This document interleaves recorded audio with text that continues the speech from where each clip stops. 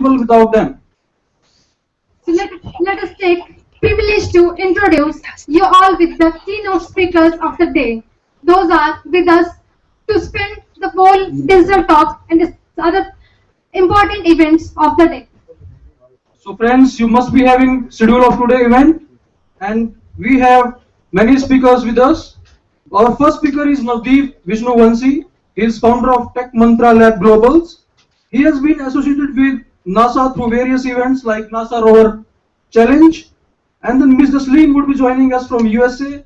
She is research scientist at NASA Marshall Space Flight. She would be sharing her experiences and journey to NASA. Then we have Mr. Lokesh Sharan.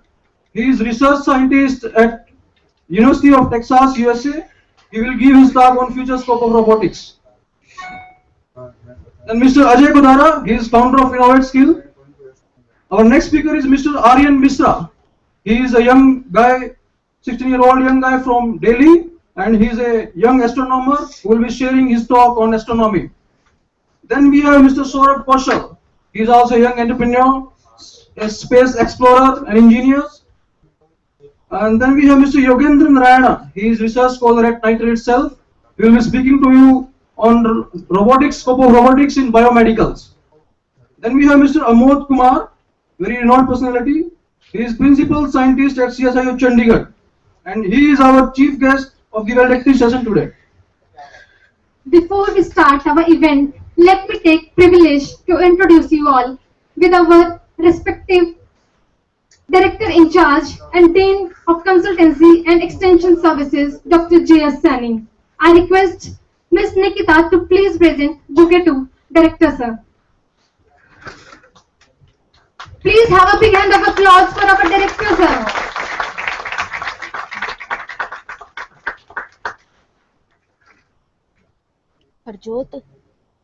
Thank you very much, sir. Next, I would like to request Mr. Ravi to please present bouquet to our renowned personality present over here, Mr. Navdeep.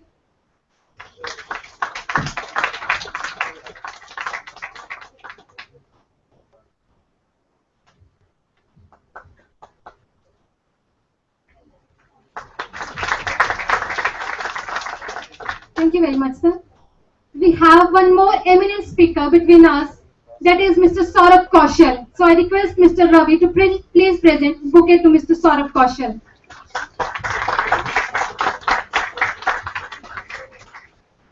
Thank you very much, sir.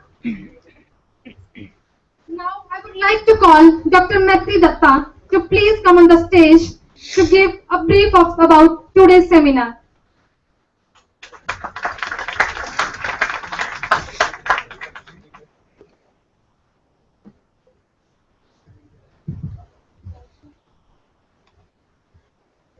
Very good morning.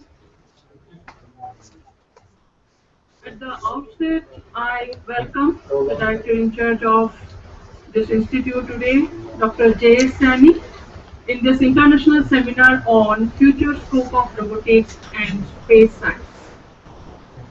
I also welcome all the faculty members and staff members of this institute.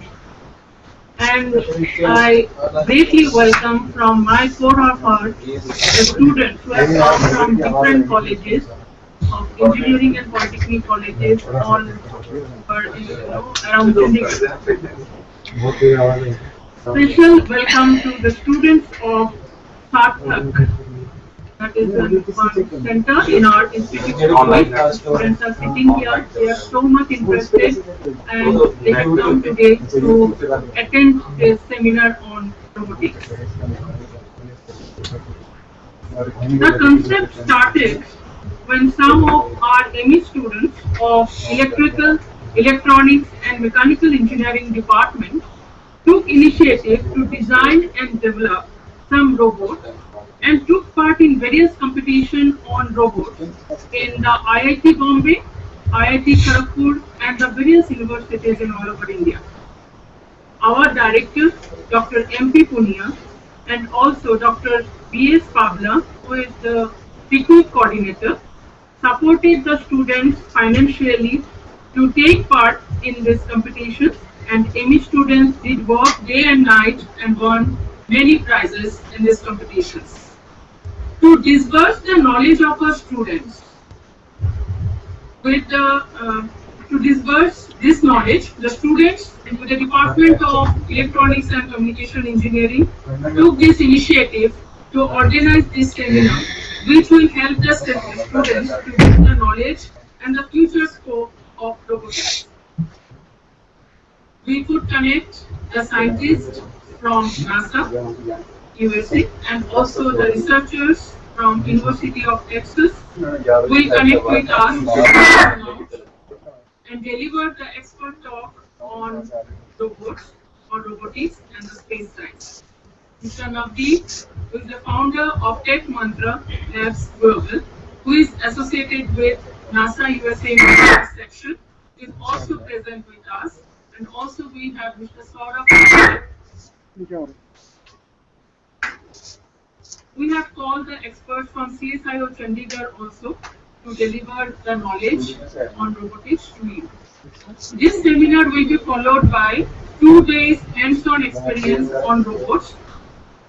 We got nearly 150 registrations for this international seminar and also for the 2 days workshop.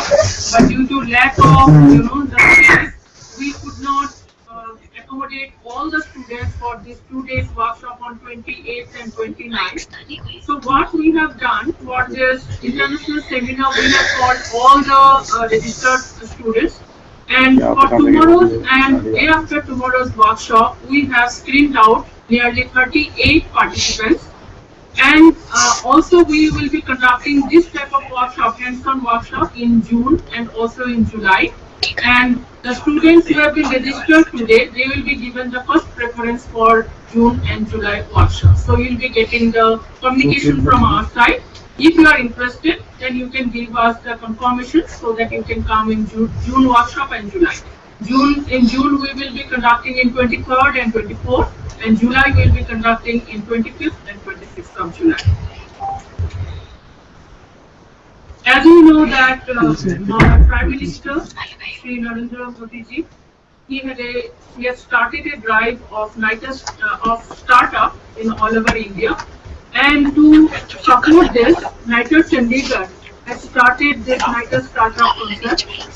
Under this concept, we have motivated the 2 students. One of our ME student only, pass out ME student, Mr. Ajay Godara.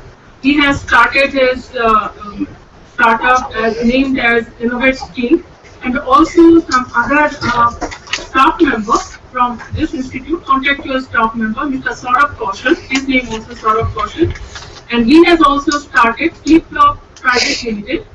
And Mr. Godara had started to train the students in robotics or concept and robotics and various hands-on experience in robotics. And Mr. Saurabh Kaushal has started FlipFlop Private Limited for security, network security, cyber security, and networking concept, the training about the concept. And NITER Chandigarh is giving the 100% support to the students. And Mr. Ajay Godara will be telling about his newly, the startup, about his startup in his own session.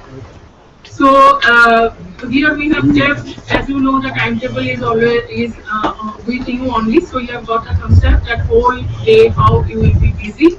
So this will be, the one-day seminar, and I'm sure that it will be beneficial to you. And after the seminar, all of you will get the certificate from the registration desk itself.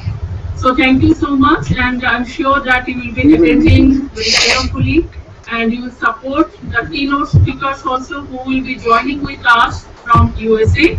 And also in contact Mr. Saurabh and Dr. Amod Kumar from CSIO. He will be delivering lectures, and it will help you definitely, and I'm sure that you will be attending very carefully. Thank you so much, and thank you, Jagriti, for calling me in this stage for giving the introduction about the seminar.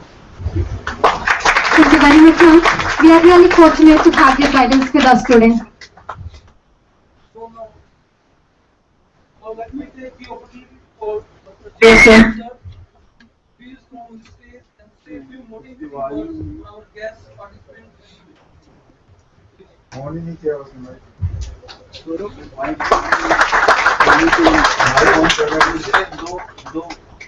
दो second on करके उसके बाद आ जाती है, अगर उसी time on करके बोलोगे Madam Jasleen from NASA, Lokesh is present at University of Texas. The young entrepreneurs who are born in starting up their own enterprises at NITER Chandigarh. Seminar coordinator Dr. Maitri Datta, resource persons from various departments, faculty from NITER, students of NITER Chandigarh, and students from Sarthak Educational Trust at NITER Chandigarh. Very good morning to all of you. Well, it is customary to tell the participants about the host organization in the degree itself. So first of all, on behalf of NITER Chandigarh and of course on my own behalf, I would like to welcome you all to this 3 days event, which is basically going to focus on the future of robotics. And before you get into technical section, so I would like to welcome you all to this event on behalf of the institute, and I would like to wish you a fruitful and rewarding time. Ladies and gentlemen, this institute is known as National Institute of Technical Training and Research, Chandigarh today, was established way back in 1967, and at that time we were known as Technical Teachers Training Institute. The institute is going to complete almost 49 years of its dedicated services to the nation, and we will be getting into our golden jubilee year from 7th of September 2016. When this institute was established way back in 1967, the objectives were a little different, and during past 49 years things have changed a lot. So just briefly I would like to tell you about what all we have achieved in 49 years and how the institute has transformed during this period. In 1967, when we got going, at that time, the Ministry of Education, the then Ministry of Education, now Ministry of Education, Government of India. So at that time, we were assigned the basic task of bringing improvement in technician education system. When I say technician education system, here I would like to tell you, India has got 3-tiered technical education system in place, wherein we have ITI, Industrial Training Institute and Industrial Training Center at the bottom. In between we have a polytechnic system of education, which is known as technician education system, and above that the third and the topmost layer is engineering education, which is offered at degree level and also at postgraduate level. So to start with, we were basically assigned the task of taking care of technician education system, and during 1967 there were very few polytechnics in the country. Technical education had not expanded much, and at that time getting qualified teachers was rather difficult. So the 4 NITERs, the other 3 NITERs which are located at Chennai, Kolkata and Bhopal, so these 4 NITERs, they were assigned the task of training teachers, developing instructional material for the purpose of training the teacher and also for the polytechnic students. Then carrying on research in the area of technician education, helping government in formulating policy with regard to technician education. So such like activities we were involved in. And with a view to provide training to polytechnic teachers, the institute started offering 2.5-year diploma in technical teaching. This diploma in technical teaching was basically for those faculty members who were joining polytechnic system of education after completing 3-year diploma from any polytechnic. So we continued offering this 2.5-year diploma. It was popular during late 60s and early 70s. Then the demand for this diploma receded, and we switched over to an abridged version of the same diploma, and the duration was reduced from 2.5 years to 1.5 years. After a few years, even that diploma was not much in demand, and we even tried with yet another abridged version of diploma, which was just for 6 months, 6-month diploma in technical teaching. So slowly and slowly, what we realized, slowly and slowly, all these 3 diplomas, they become obsolete. And thereafter, when we got into 1980s, we started helping polytechnic teachers by way of offering them short duration subject updating program and also providing them pedagogy training. But soon we realized that teachers need to be helped in somehow upgrading their basic qualifications. And unless we provide them some higher level educational qualification, naturally these teachers won't be interested in diploma and all. And by 1980s, the technical education system had improved quite a bit in the country. It had experienced a lot of expansion, and during 1980s and thereafter, so polytechnics started attracting degree holder and postgraduate in engineering and technology as the faculty. And naturally, when we started having graduate and postgraduate as faculty members, they were not at all interested in diploma in technical teaching. They were looking forward to acquiring some higher level qualification. So this basically led us to conceive an idea pertaining to offering postgraduate qualification in engineering and technology and engineering education. So that idea was conceived during the 1980s, and in a phased manner, we introduced 2 postgraduate programs in engineering and technology in 1992. Then 2 more programs were added in 1994, and another 2 programs were added in 1996. So that's how we started offering 6 postgraduate programs. So we continued offering these programs, and thereafter it so happened we got into 21st century, and it was in year 2003, the institute, which was earlier known as Technical Teacher Training Institute. This institute was renamed and we were given the national status. We were upgraded and our name changed as National Institute of Technical Teacher Training and Research. And there was a lot of emphasis given on research in the institute. Be it research pertaining to technical education system or research pertaining to hardcore engineering, etc. There was a setback received during 2004 and 2005 due to some administrative reason.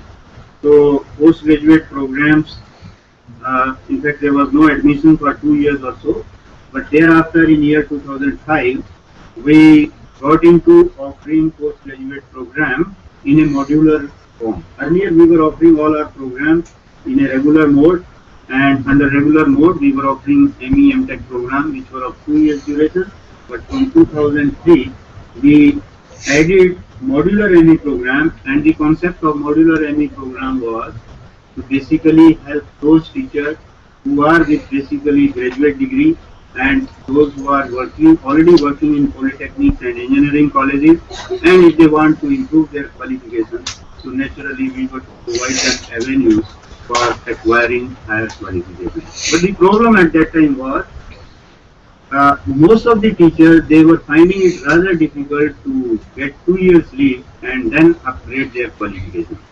So with a view to acquiring qualification easy for them, we conceived this idea of organizing any modular program, and under any modular program which is spread over 3.5 years, so the working teacher, be they from government institution or aided or private, so if they are sponsored by their respective institutions, so they need to come to NITES Chandigarh for a spell of 42 days in summer and another spell of 42 days during winter. So like that they continue this course for 3 years. They can continue with their job, and at the same time they can continue studying here. When they come over to NITES Chandigarh, we give them concentrated course of 2 subjects, in one spell, And after 4.5 months, when they again come to NITER Chandigarh, they got to first write exam for those papers, and they are then offered another 2 subjects. So like that, over a period of 3 years, they can complete their all subjects, and thereafter, once they complete their project work, which is largely industry-based and practice-based, so they can earn postgraduate degree. So just to cut the long story short, I would like to tell you about the achievement of the institute in terms of number of students. At present, NITER Chandigarh is offering 5 postgraduate programs. They are all hardcore engineering programs, and there used to be one program of Master in Engineering Education. Because of some administrative reasons, this course has been dropped, but we are continuing with the other 5 programs.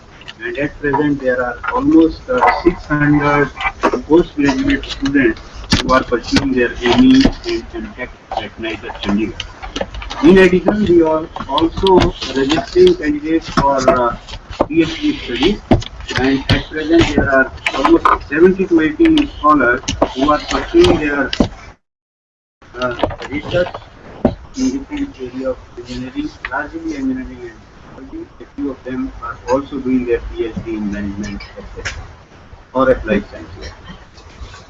In addition to the long-term training program and PhD, so NITER Chandigarh offers its services in the area of instructional material development.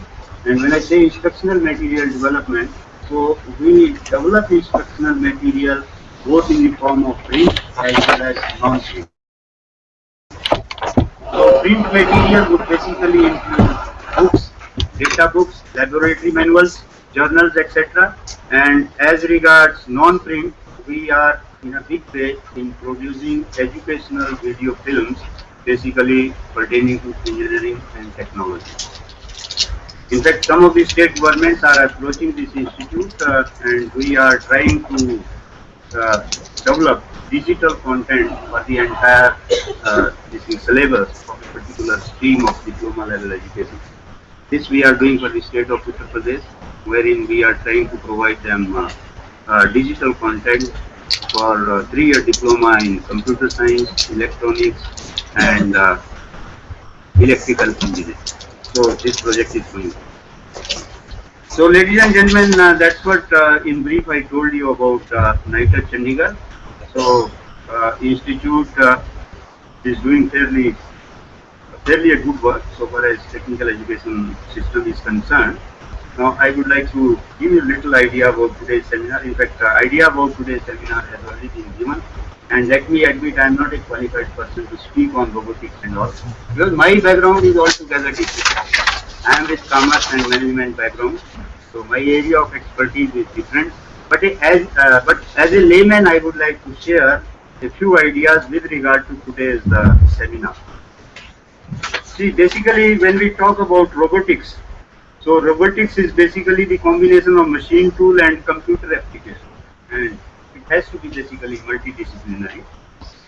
And today, if you see, the application of robotics is being made worldwide, and some of the important areas where I have seen robotics being made use of, it would include, if we talk about application of robotics, it includes the healthcare sector, and in fact robots are making life of the doctor easy somewhat, and a doctor sitting in US perhaps can provide treatment to a person here in India. So surgical operations today are being performed with the help of robots. Then defense and security sector is also making huge application of robotics. And when we say about defense particularly, you see in the area of detecting and diffusing bombs, so robots are being made use of. You can't probably risk human life in such like situations. So robots are of a great help in such like areas. Then electrical industries, electronics industry, and particularly the automobile industry. So these sectors, they have made this thing heavy application of robotics. Similarly, when we talk about aerospace, so many space missions wouldn't have been launched without application of robotics today. Then as regards automobile, in fact automobile and wherever you have mass production, wherever you got to concentrate you got to concentrate on quality control and process automation, you'll find there's a lot of scope for application of robotics. And in automobile, be it designing of new product or manufacturing of product or process automation, or if you are interested in enhancing productivity, you are interested in improving the quality of product, because when you are making use of large number of human beings, so human beings definitely have tendency to make some mistake, but robo usually do not make that kind of mistake. So that's why it can go a long way in helping you in improving the quality of product and also the productivity of different industries and also of the different teams and individuals. It helps us in reducing the human errors, helps us in quality improvement and quality enhancement. It helps us in mechanizing this product line assembly, and there are of course many applications even in the area of domestic, in the area of infrastructure, in the area of electronics. So robotics are being made use of. Here I would like to cite one or two examples where in fact I consider them as eye-opening so far as application of robots is concerned. The other day I came across a news item. It was almost a year back, and this news item was about use of robots in hospitality industry. There's a hotel in Japan, Tokyo. There's a hotel in Tokyo, and other than one or two managers at the highest level, all other activities are being managed by robots. So if you go to that hotel, you want to stay over there, there's no human being. Robo is there to receive you. Robo is there to pick up your luggage and take you to reception. So at reception you have robots, attendants as robots, then people serving in restaurant, again robots are there. So almost entire activities are being managed by the robots. This is one. Secondly, because we have a good number of people who are burning for startup, and I'm sure they'll bring revolution to this particular field. In India, in fact, this is something which I am aware of for the past almost 10 to 12 years or so. Nowadays the trend is, be it young boy or girl, when it is marriageable age, so naturally these boys and girls would look for an employed man. So young boy would look for employed girl and girl would look for employed boy. So naturally, if husband and wife both happen to be working, and it's a natural phenomena, so naturally they are married, naturally they are going to raise family, and one day or the other they are going to have a baby. The concept of joint families is totally gone nowadays. Now if the working couple has got a baby, who is going to take care of the baby? This is something 10 to 12 years earlier I read it, and I suppose it is true. One person, a young person like a startup entrepreneur, he conceived an idea of developing a robot which acts as a babysitter at home. Husband and wife both are going to their workplace, and baby, say 6 month old or 6 month old or 1 year old baby, you can't afford having maid servant, trusted maid servant. The other elderly family members are not with you, so you got to probably rely on robot. So this person in Bangalore developed a babysitter or a robo which acts as a babysitter, and it just cost 30,000 rupees. So when you leave home, you go to your place of work, so you program your robot, you provide all that material, milk etc. or napkins have to be changed. Now when the baby cries, robo gets into action. Okay, robo will come, and if the napkin is wet, robo will come, get into action and change the napkin. And then if baby is crying, baby is feeling hungry, robo will get into action. It will fetch a bottle of milk and feed the baby. So these are the real, some of the applications, even in household activities. So in household activities, robots have a lot of applications, and a lot of things can be done with the help of robots. They can make the life easier. Another thing which is a matter of concern for all of us, This is the brighter side of it. And I'm sure Robo have got a great future. They have got a lot of application in various industries. It will continue happening.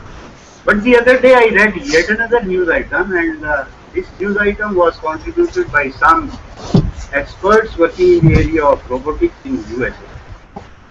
And the concern reflected by them was, in come next 15 to 20 years, maybe by the year 2030 or 40, the news item says almost all activities are going to be performed by robots in times to come.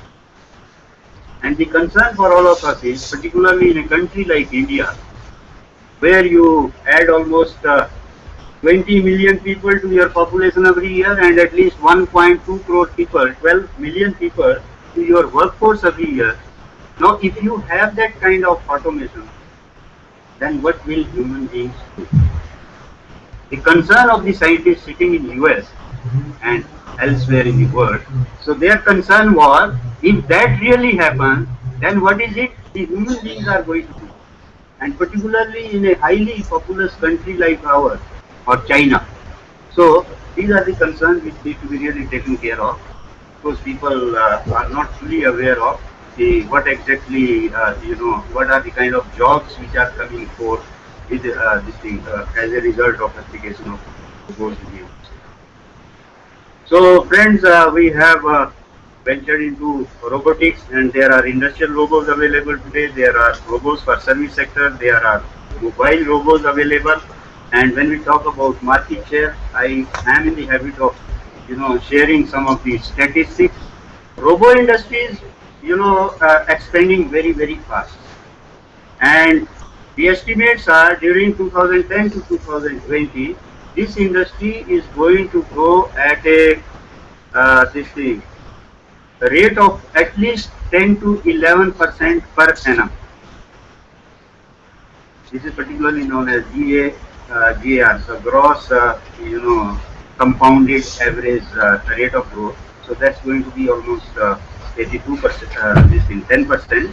And the total estimated market is expected to be of the order of 82.7 billion by the year 2020. And when we look to who exactly are making more use of robots, so it basically includes much of the robots are being used in North America, Europe, Asia Pacific, and there are many other areas. But basically, right now in days to come, the emphasis got to be there's a need to develop, small robots, compact robots, energy efficient robots, and robots which can be, even purchased by people who do not have the financial muscle, or I would say low cost. So low cost, energy efficient, compact, and small robots. That's going to be the need of the hour. So ladies and gentlemen, I don't want to take much of your time. Once again, I would like to welcome you all to this 3-day event, and I would like to congratulate my colleague, Madam Maitri Datta, and her team for organizing this event. Thank you very much.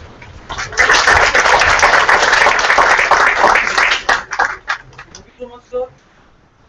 We are really fortunate to have your guidance, support with us. Thank you, sir. अरमानों से बनते हैं काफिले, हौसले यूं ही फना नहीं होते। मंजिलें दूर कितनी ही हो बेशक, दिल में हो जोश तो मुश्किलों के मायने नहीं रहते। उठकर जरा कदम तो बढ़ा, आज उठकर जरा कदम तो बढ़ा, आसमान छू जाने वाले राहों में रुका नहीं करते। So dear friends, we are now going to start our first event of the day, that is Digital Talk, and I would like to call Mr. Navdeep Vishnuvanshi on the stage to continue the Digital Talk with Madam Jasleen, that is connected from NASA. With great hand of applause, please welcome Mr. Navdeep on the stage. So Navdeep is a young entrepreneur. He is founder of Tech Mantra Labs Global. He has been associated with NASA through various events like NASA Rover Challenge, as I said before. So he will give his talk on space science and education, and Ms. Jasleen would join him in between. And Ms. Jasleen is research scientist at NASA Marshall Space Flight and also Indian Space Ambassador at NASA. So she would be sharing her experience and journey to NASA with us.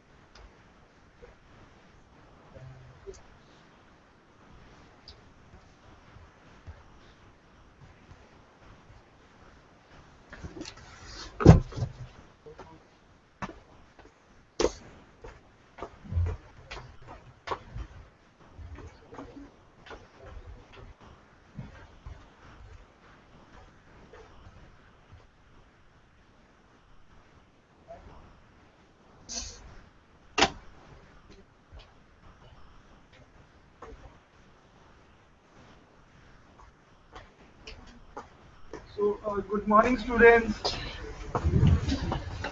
Good morning, students. Good morning, students. Good morning, students. So it's time to wake up. And first of all, I want to thanks to the director, Nitar, and also all the organizing team here, and for inviting me on this international seminar on space science and robotics.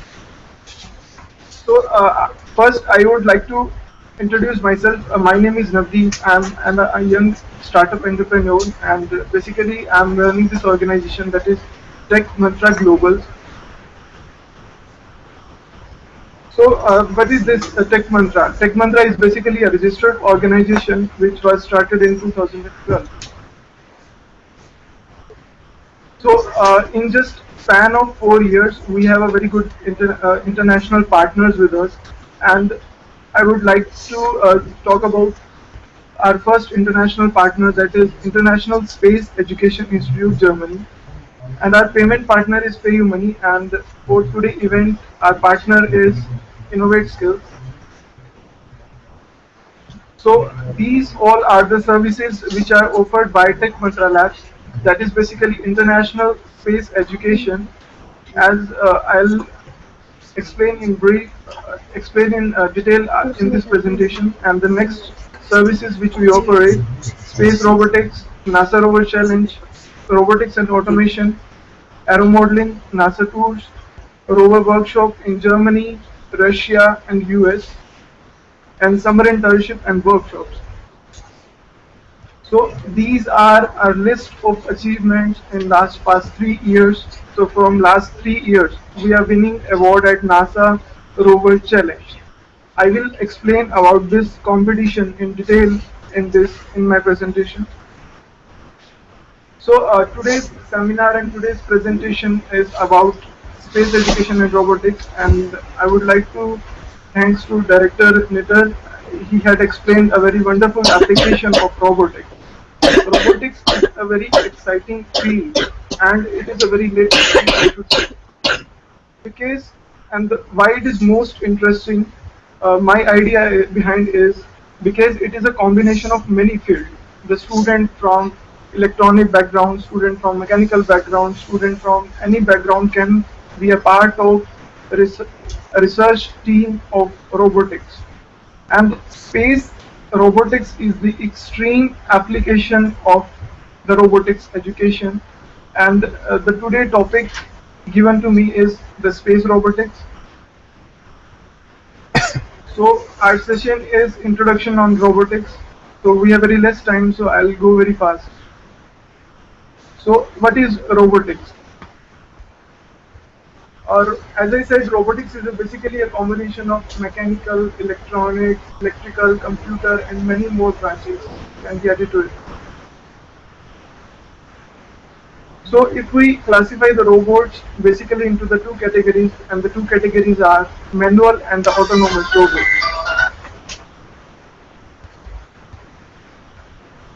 And these are basically manual robots, manual operated robots, and these are autonomous robots. And if we categorize the robots on the basis of environment, so basically there are four categories. That is underwater, space, flying, and land for geo robots. So why robotics?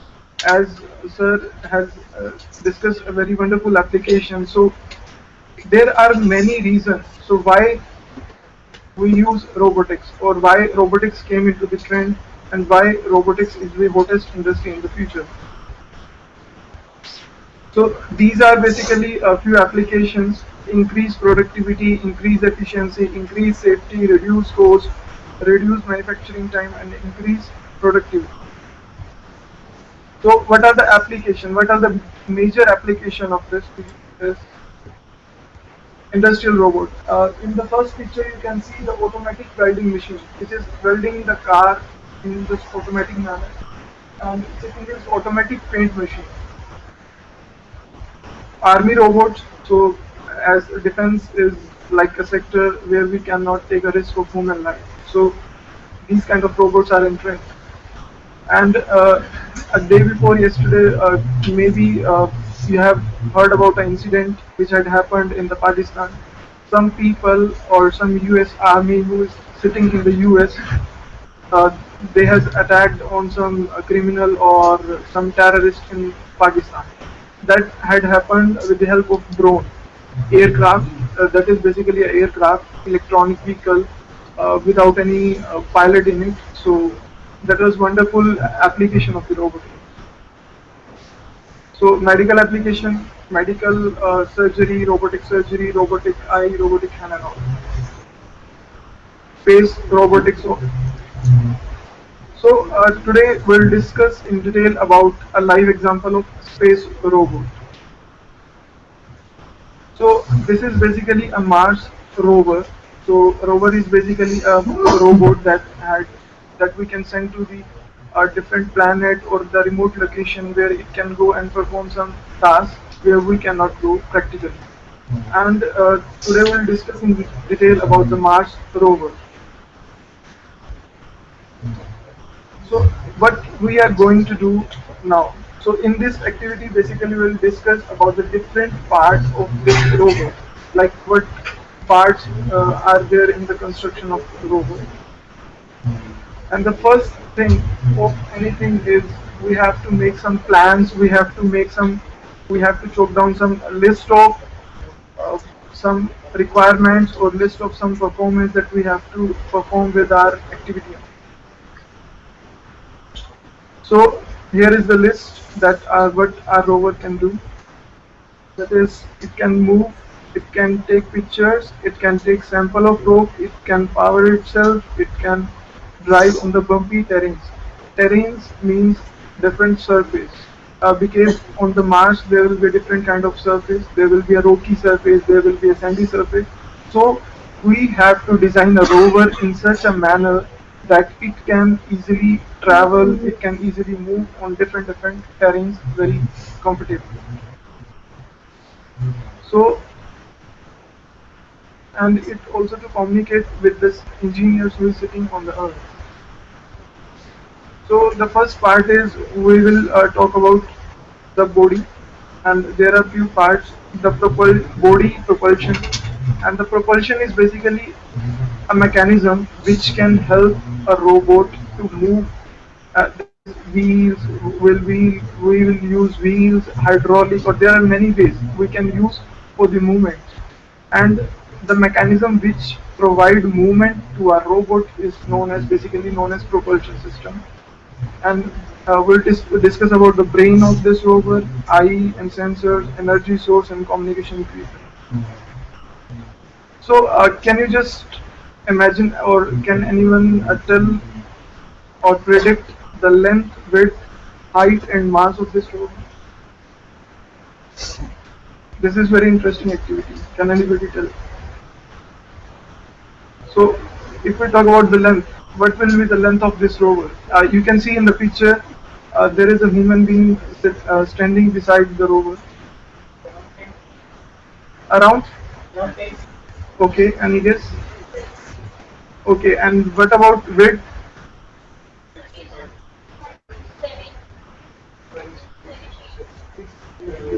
6 to 7? Okay. And what about the height? And what about the mass? The mass of rover will be below 50 kg.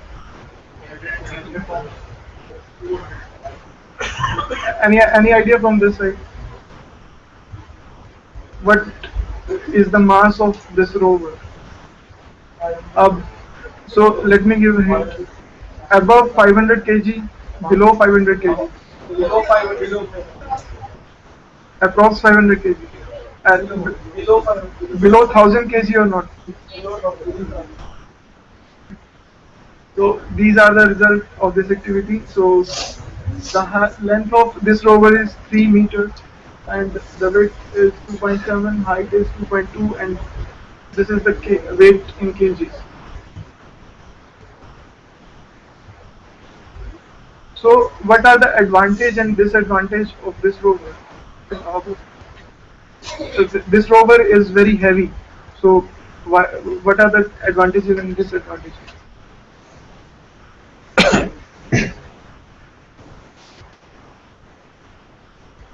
So these are few advantages. Then that it can travel more because of its size. So if the size is very less, so it will be only possible to travel very short distance, and it is easy to drive over the rope because of its structure, and it has more science instruments because of its size. And these are the disadvantages. It need more power. It will be very expensive. It will be very difficult to launch because of its weight. And this is about the Curiosity body. Its body is totally insulated with some material. And these are basically the wheels of rover. There are basically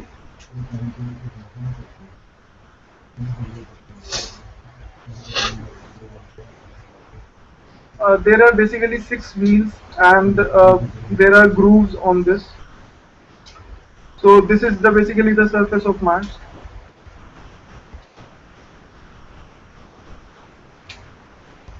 So these are some facts related to the brain. That is the computer or the control system we use for the robot. It is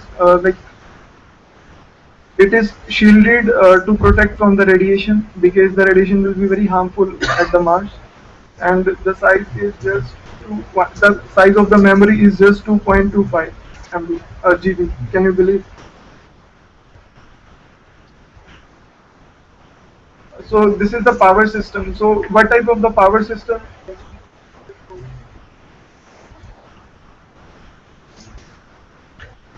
What power system we will use for this rover? Are you sure? I'm talking about the rover which we sent to the Mars surface. Because there is one difference between the Mars surface and the Moon surface. Moon surface is less dusty, and the Mars surface is more dusty. So what will happen when a lot of dust will gather on the solar panels? So who will go and clean the surface? So for this rover, this solar power system is not that much effective.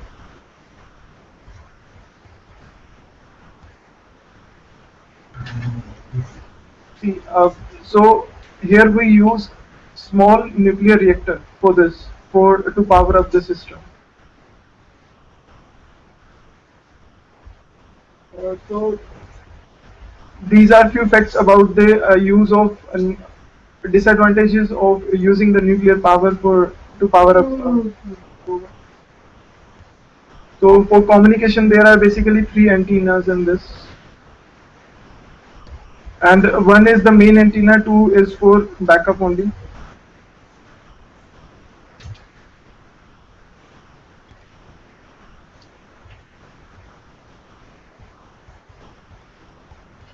So basically 2 type of antennas are used: high gain antenna and ultra high frequency. So the rover on the Mars is not possible to directly communicate with the satellite on the Earth.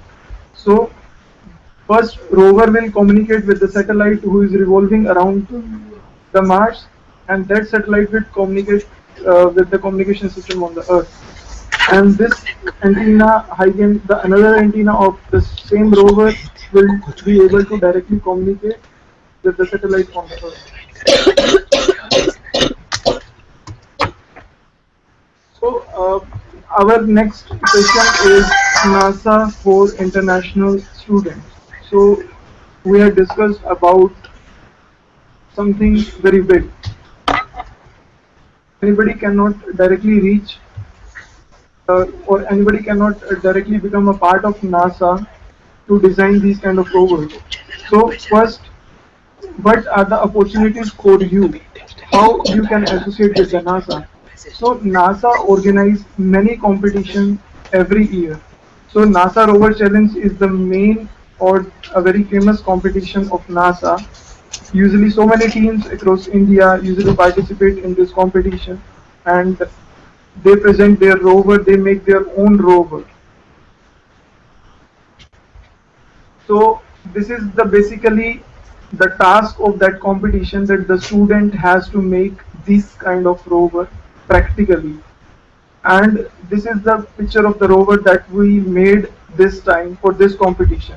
As I already told you, we are participating from last 3 years, and our students presenting their rover in the NASA from last 3 years, and we are winning some awards every year. This year we win Jesco von Puttkamer award for the fastest assembly of the rover.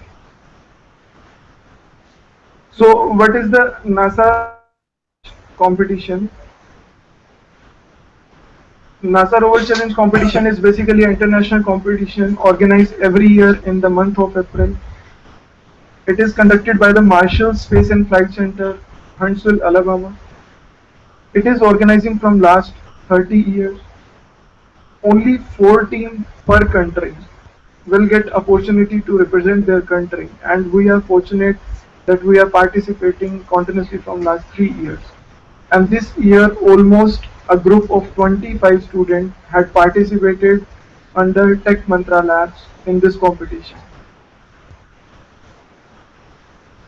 Every team has to make that kind of rover that I already showed to you. And here I would like to show you something. Ajay?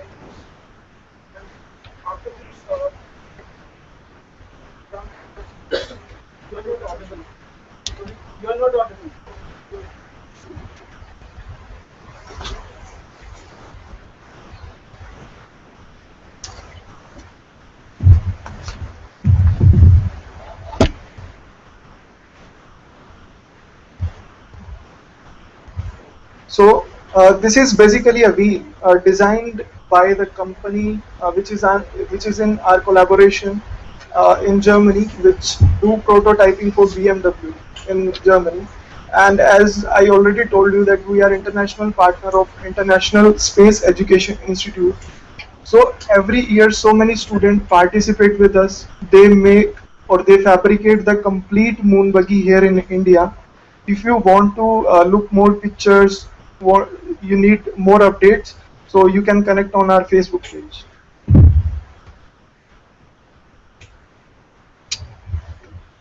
So space education with Tech Mantra Lab, how you can associate with us and become a part of our team. So every year we participate in this competition. This year also we had already started our registration, and so many students are coming to us for registering for the next year, that is NASA Rover Challenge 2017. And the process is very simple. You can go online, you can fill an online form, and after that we'll review your profile. You have to attach CVs and your academics and all with that. After that, if you will be shortlisted, so the results will be published on our website and the Facebook page. So this is how we work. Basically we start registration process here in India, and after this registration process you can participate in a pre-workshop that will be happening in Germany and Russia, and after that you will be taken to the US for this competition, that is NASA Rover Challenge. So this is basically the process here in India. You will do registration, visa and all. After that you can participate in German workshop and Russia workshop. After you will be eligible to participate with us. So here I want to show you. Yes, ma'am. You have to, like, whoever want to participate, he has to manage his or her own expenses. Yes, but the thing is, most of the participants who participate with us will get so many good sponsorship from so many brands, because you are participating in NASA competition, and almost you will get your 75% or 50% sponsorship from government organization or local media. So these are few pictures of our recently activity that you can see here. International Space Education in collaboration with Tech Mantra Lab. We organized this activity in Russia. So this is the director of NASA and at Moscow, Russia.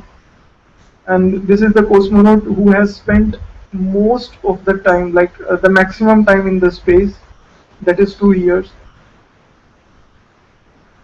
And this is the Space Museum in Moscow.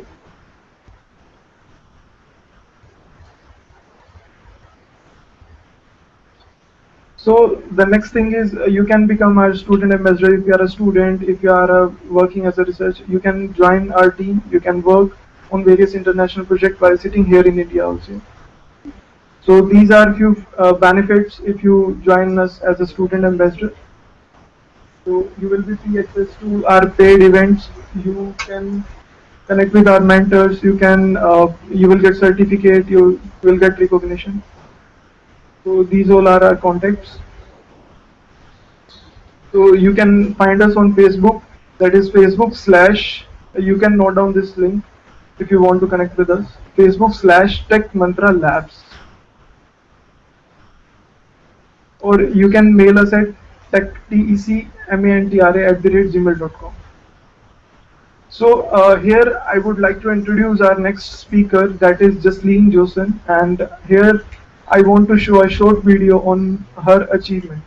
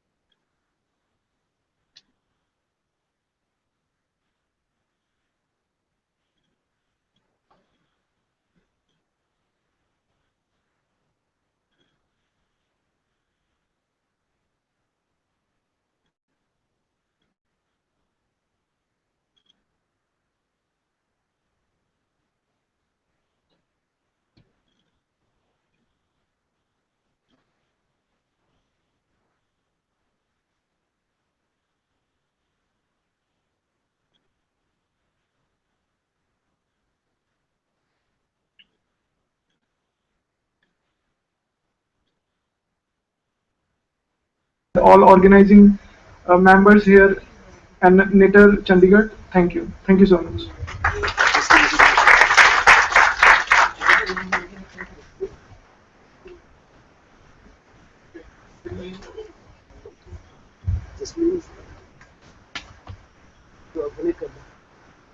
Window open कर दो नीचे से.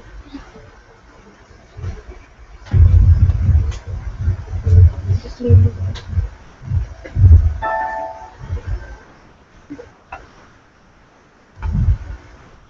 So Miss Jasleen will be joining us very soon.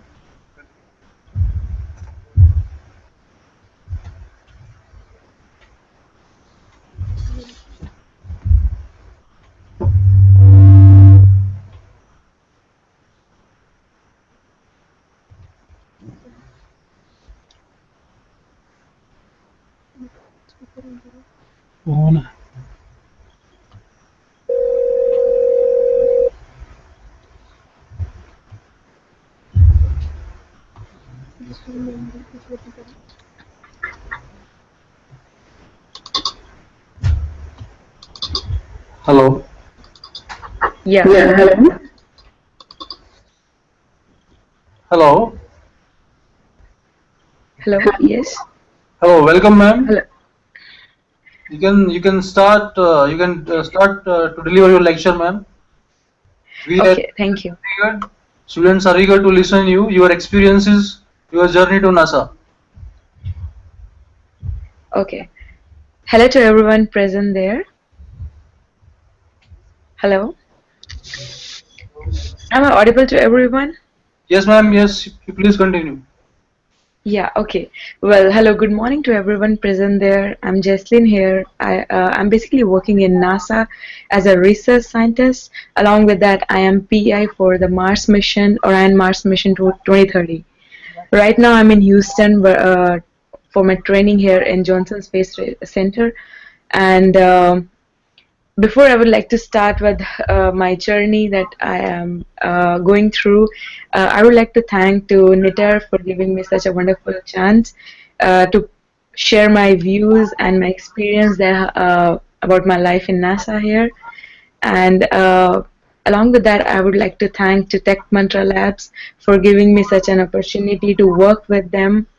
I started working with Tech Mantra Lab in 2014 as a research head, and after when I was working as a research head, I got a lot of opportunity to work on various international and national projects because they have link with many international research centers in India as well as abroad. So with all that opportunities, they had a project for the designing of Mars, basically to design the habitat on the Mars. So when I got this opportunity and I gave my profile and I presented my research there in NASA and got selected. Then they have called me to Florida in Kennedy Space Center to present my research there. And when I was there in Kennedy Space Center, there were like thousands of applications. All the students, they came worldwide to do their research and to present their research. But we only 5 got selected like all over the world. And we are working on this particular project, the Orion Mars mission 2030, from last 3 years. Along with that, I would like to say that what all things that I have got from Tech Mantra Lab. This NASA Rover Challenge competition, even I was a part of it from last 2 years, and they have a really good platform because here we just not only deal with Indian students but also with the students from Russia, Germany, Italy, and Japan. So it's a kind of like a very good environment where you get to interact with many people. This is the work we are doing here in NASA. We have a lot of a crowd from China, Japan, and Russia. People are working here from all these places, and we are getting a lot to learn here. And right now I'm in Houston, where basically they do all the manned mission, and we are getting a training on like astronaut training here, and all the robotic and all the unmanned missions they do in JPL back in California. So with that, I want to say that how the things goes, like how you can say that the robotics and the space science is related. As all the examples are given by Mr. Navdeep Singh and the director of NITR. Along with that, I would just like to say that how these ideas are basically we are using it here in NASA. We here using all the technology which is basically fully robotic. First, we do all the testing and anything that we have to send it to the another outer of the space. We do on the robots. We do with the help of robots. As you know, in the scientific terms, at the news which is released by NASA, that the life on the Earth is max for 80 years more. So you can imagine the life of your coming generation on the Earth. So in order to save the life of the coming generation, we have to work on some new technologies to come up with new ideas on how we can work on another planet, how we can send the people from Earth to the another planet. And always why the Mars comes in the picture, because we feel that the environment of the Mars is something similar to the Earth. So all these data that we are getting, the information that we are getting, is just because of the help of the robots that we have sent there, not because of any human being. Because as you know that they haven't sent any of the human till now on the other planet, like the Mars or Jupiter or any Pluto, any other planet. So it is our responsibility to start working on that. NASA is doing really a great job in this. Not only just NASA, because as I can see that back in India also, ISRO is again doing a really wonderful job in making all these things possible. So it's not just that the people, they have to just connect with NASA. They can do all these wonders as well when they are connected with ISRO as well. Because I started my journey from ISRO. I worked in ISRO for 2 years. I worked with Dr. APJ Abdul Kalam on a satellite mission. So that's how I got the opportunity. I got the ideas that what are things I can explore on. So something similar you guys can do. You can start working on it. We do have a lot of opportunities. They are waiting for you guys here. The only thing is that you have to find a right track. And one advice I can say that the Tech Mantra Lab is really doing a wonderful job in getting the students out here. As I was working as a student ambassador, as an Indian ambassador with Tech Mantra Labs, and later now I'm a ambassador for NASA. I get the students here in NASA for various competition, fellowship, scholarship programs, even for the PhD program, give them a platform where they can work and tell them about the opportunities which are not open to the public as such, but they are released to us, and then we select the students, we select the participant for the PhD program or for any of the research programs, and then we give the opportunity to them. So with all these words, I would like to thank again to Tech Mantra Lab, Mr. Navdeep Singh and Nitar for this wonderful seminar for the students, because it's really going to be really informative for the students, because this time we know that the robotic is important in all the areas, because in this today's time we are completely we're completely dependent on the robots. Even like phone, car, anything is completely robots. But for the space, it's again important. So that's why these two topics, I feel that they are really connected, the robots and robotics and the space. Because if we have to save the future of the earth, or we have to save the future of the coming generation, we do have to think about the space technology. And so something innovative you guys can do in the robotics that is related to the space technology, it will be like really helpful.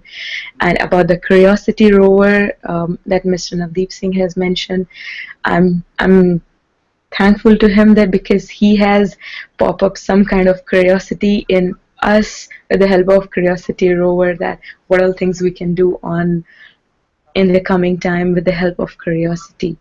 So thank you all. If you guys have any questions, you can go ahead with that. But thank you all for listening.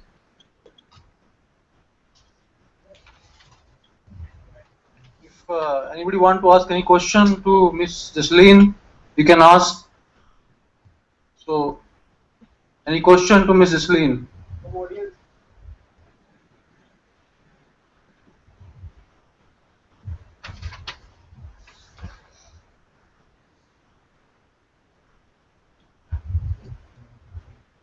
Hello. Yeah, hello. Yes, ma'am. My name is Vikas. So I wanted to ask, other than Mars project, what are the other scopes that are going on, or like what are all other fields or some kinds of things on which an electronics engineer like me can work on, like in designing or in like simulation or something like that. So would you like to add something on that? Yeah, thanks Vikas for your question. Yeah, definitely, because NASA is not just focused on the space science. I would say and anything that they send to the space, it has something related to the electronics. Even the same thing that they have mentioned about the Curiosity rover. If you talk about the Curiosity rover, the power back that the Curiosity rover is having, it's again something related to the electronic stuff. So anything we are doing here, you are the main, you can say, the backbone of our research, because without the electronic engineer or without any electronic avionics, aircraft or spacecraft is nothing. So we do have a lot of research going on right now. There is this project called SOVIR. They basically make many GPS system or satellite system where we do require electronic engineers, and because that is basically for any of the natural disaster with whatever happened in all over the worldwide. So NASA they send their souvenirs there on the places to see whether what is the situation, and they take the pictures of that. So for all these projects, we use the help we take the help of electronic engineers. So we do have the opportunities for them as well.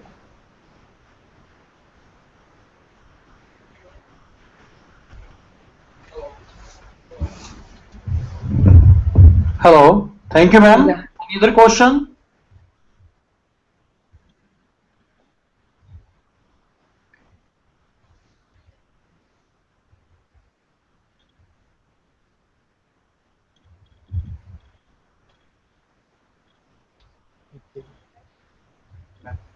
नहीं ask him to stand up. Hello, ma'am. I want to ask, what are the potentials in the robotics field? Hello. That I can boom my career in robotics. Hello. Can you please repeat your question? My question is, how can I boom my career in robotics, because I'm interested in robotics and I'm currently working on some robotic stuff like Lego kits. So what are the potentials and where do I can find such opportunities? Okay. Well, because you might be aware about that, to be the part of NASA, you need to be a US citizen. That is the basic criteria to work in NASA. So in order to do that, there are few more opportunities that you can get into NASA, as the way with the help of various competitions that NASA do conduct every year. So we do have like a lot of robotic competition that they conduct here in Marshall Space Center and Kennedy Space Center. Recently, they had a competition on the robotics. So they do like build underwater robotics, and they do a few robotics related to the health technology and the biomedical facilities and all that stuff. So these are the two areas where basically the NASA focus for the competition, and this is one of the best opportunity to get into. And we do with the help of Tech Mantra Lab, we do collect the application for these competitions as well. So you can go ahead with these any of these areas, either with the underwater robotics or the biomedical facilities, and so and be the part of this.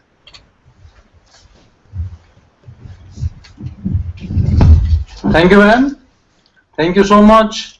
Thank you. Navdeep and Ms. Jasleen. Both of you wonderfully explained your experiences and thoughts. And Mr. Navdeep discussed various opportunities available in space science, and he very nicely explained how can you be associated with NASA through various projects.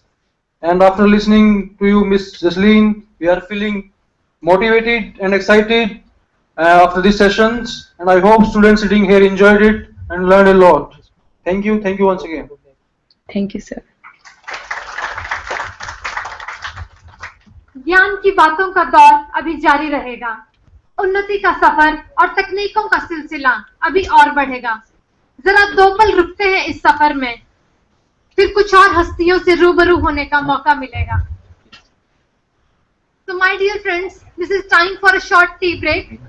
You can just join the tea outside, and we are having only 10 minutes for that, because our next content, Mr. Lokesh Saharan, is connected with us, and he will be live after 10 minutes, right? So you all are welcome for the tea session. So you are please requested to come back to your respective seats before 12 o'clock.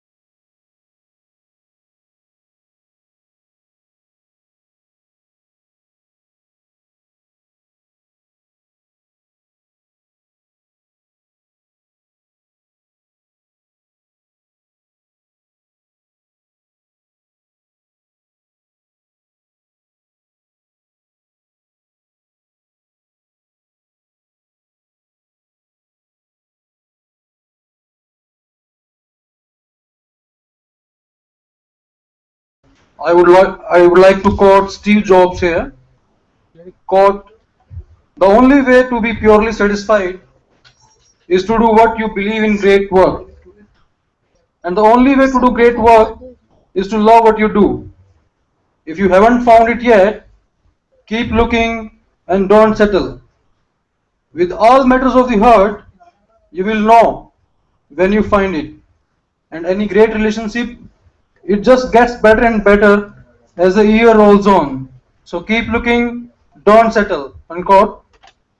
So conclusion is you don't have to look for stability if you want to be truly satisfied.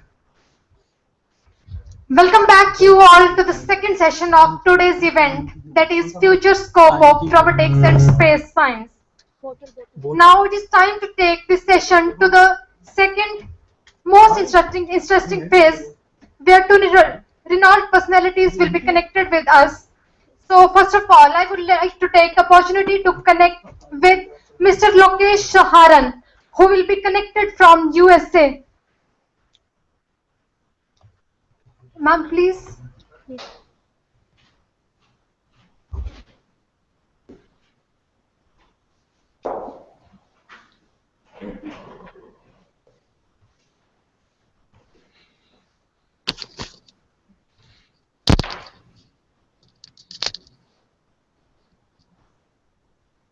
On behalf of our own institute, we welcome you on this platform, sir.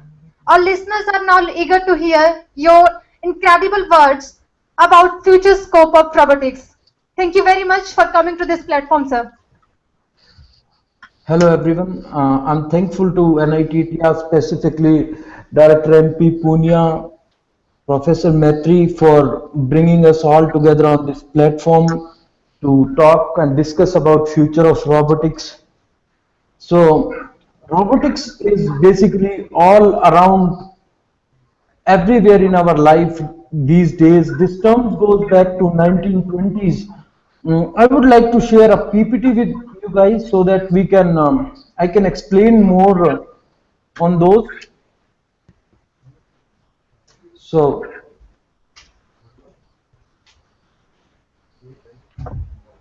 these are robots are basically here to serve us. Among all apprehension, I'm pretty much sure that they never gonna overcome us, because we are the one who created them. They didn't create us. It's like God created us, so we cannot overcome him any day. Certainly we'll be having more cognitive abilities than robots. So whenever I say term robots, in a layman, he will think of a humanoid. We all belong to this robotic community, so we don't think that way probably. So according to Robot Institute of America, robot is a reprogrammable multifunctional manipulator designed to move material, parts, tools or specialized devices through variable programmed motion for the performance of a variety of tasks. That becomes too technical, so I would say it a machine with brain. That's it. So brain includes intelligence. They can think. Right now our robots are not able to think, but certainly in near future we are working a lot on artificial intelligence, so certainly they will be able to think also. So if I have to say this, I would like to quote Elon Musk, who recently said that developing AI is like calling an evil. So AI can be so powerful one day that it can overcome human brain, though everyone can have their own opinions on that. So here I have this is ASIMO on the right side of the screen. So ASIMO is a dream project of Honda. They spent millions of dollars and 20 years in this humanoid robot to develop it, and it can do a lot of tasks, such as serving coffee to people, like hospitality, and there is one more version which can play soccer as well, I think. On the left hand side, you have two more robots. They are more human-like. Their skin is more expressive. I have made a video for video to show you guys here, which will where you will see Sophia interacting to one person. I don't know if you will be able to. Yeah, you should be able to hear voice. I'm pretty much sure. So there are three laws of robotics, which was given by Isaac Asimov. Isaac Asimov was famous for science fiction writing. He was a professor at University of Boston. So a robot may not injure a human being or through inaction allow a human being to come to harm. A robot must obey orders given it by human beings except where orders would conflict with the first law. So in totality, you can think of a robot should not harm a people, instead it should work towards protecting us. So in those terms, a robot must protect its own existence as long as its protection does not conflict with first and second laws. So all three laws means the same thing. They should be there to serve human being, not for the destruction of human beings in any case. So process and components of making a robot, well, most of the people think robot as a physical structure with some hardware and actuators, a sensing mechanism and things like that. But robot may also be a software. It's just a software which goes through your database, look for some information and come back. I can give you an example who are not familiar with this. You more often in websites, when you log in, you have to fill CAPTCHA, right? So that is to make sure that your login is not being done by a computer. So computer may put multiple passwords and try to figure out what your password is. To protect you from those sorts of hacking, people have developed that method, which is a smarter way actually. So going on to process and component, you need to have an actuator, you need to have a sensor, locomotion, control and navigation, a power source, artificial intelligence.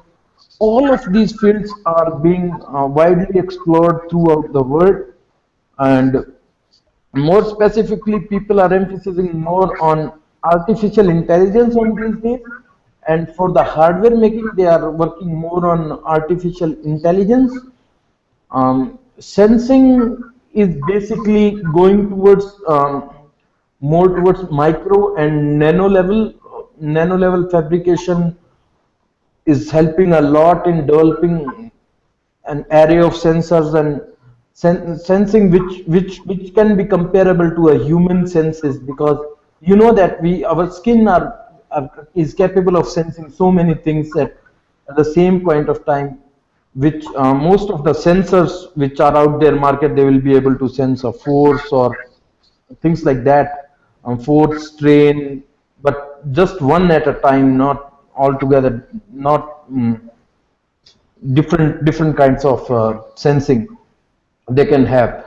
So going on to artificial intelligence is basically coming from machine learning, which comes from pattern reading. So there are so many computer scientists out there sitting, so they must be knowing it very well. So you need not to program, because there are so many things which cannot be quantified in real life. You can tell a computer a thing which is quantifiable. If you cannot denote something in terms of maths, you cannot tell it to a computer. So machine learning is a process where you need not to quantify the things, but based on experience, computer can learn stuff, and it can behave that way in future based on that data. But I was telling I was talking about Elon Musk, who told that that it's like calling a devil.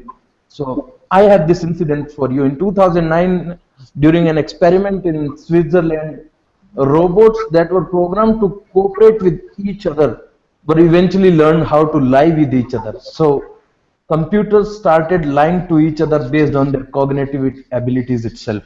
So it's sort of dangerous. Well, certainly we'll figure out better ways to tackle with those situations. Evolution of robots are no less than human evolution, because they, our robots were also less complex, similar to the creatures like there used to be single cell creatures on earth. Similarly, there used to be a very simple robots being developed, and right now you have as complex as humanoids and drones and stuff like that. So those things is comparable to human evolution, though human evolution has a very long journey than robotic evolution, which is going back to just 1920s or 1930s. So type of robots, you have so many other type of robots which are being explained by speakers before me, but I would just say they would be like just task specific, either or biomimetic. So if they are task specific, on the left side of the screen in the bottom you are seeing Puma 560. That has been very successful robots. So I think are you able to see PPT?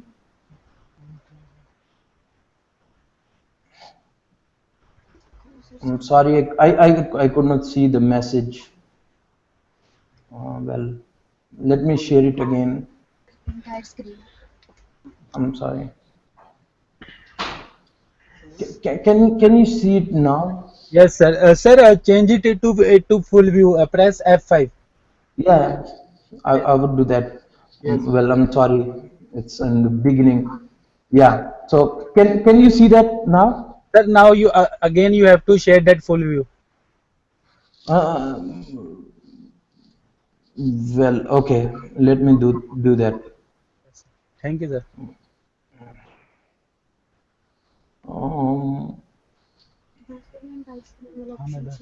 Sir, or you can click that in. Yes, sir. Now. Oh, now you can see it, right? Yes, sir. Yes, sir. Continue. Yeah. Please interrupt me whenever you note if there's something technically wrong, because on my screen there is just this PPT. Okay, sir. Thank you so much. So on going back to the robots, I would say there are just two types of robots. One are task specific, which does not, where people don't care about their shape and sizes. Others are biomimetic robots, where people want to mimic nature. So that's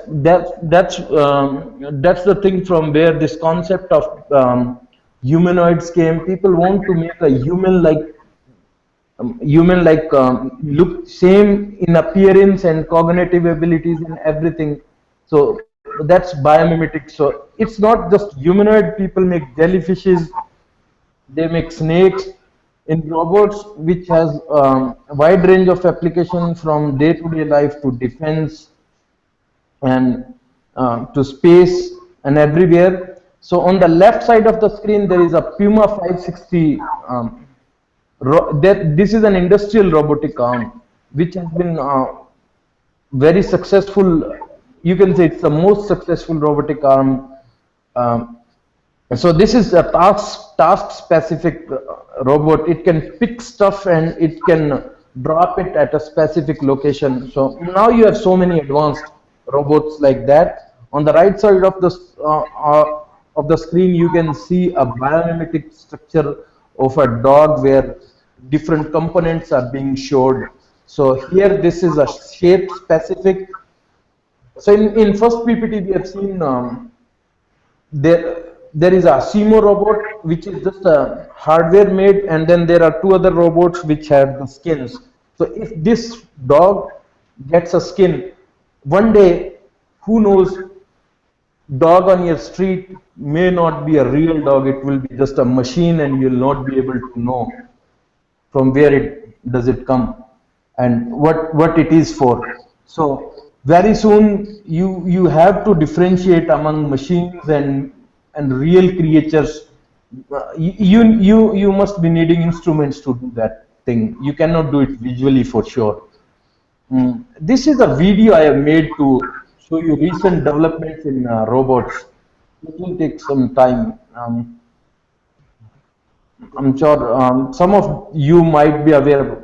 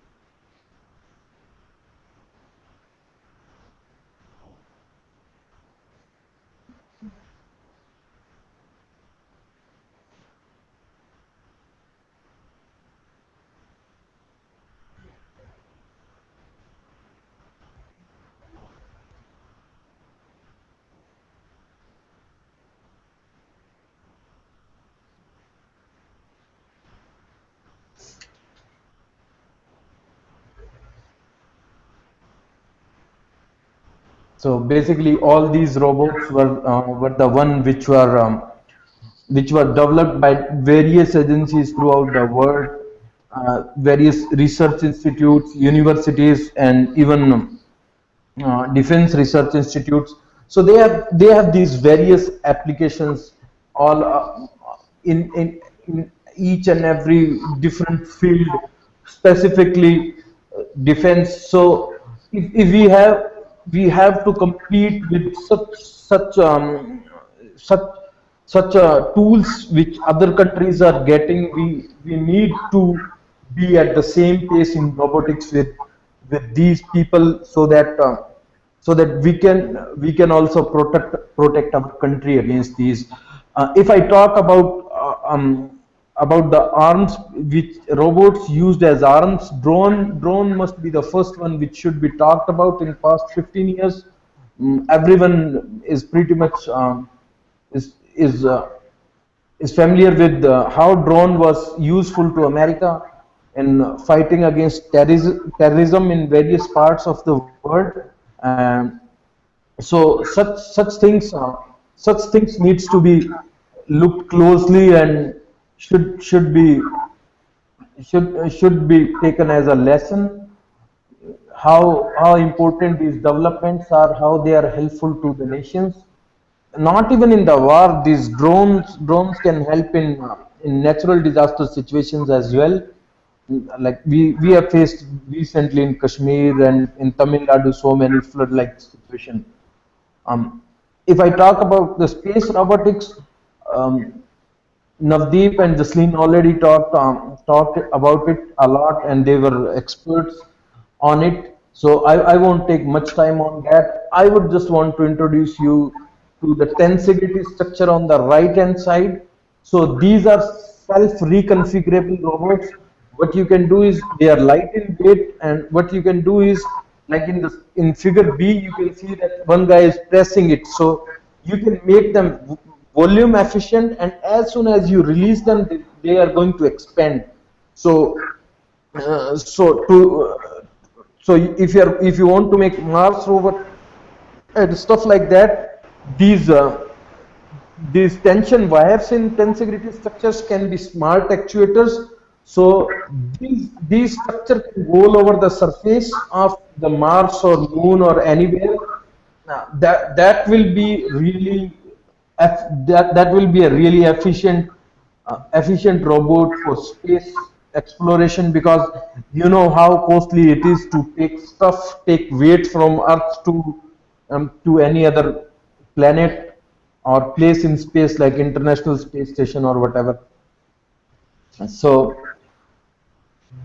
when we are talking about robots, self-driving cars are something we need to also discuss, because we are talking about scope of the robotics. So these are not a new thing anymore. By 2020, there will be 20 million self-driving cars on road.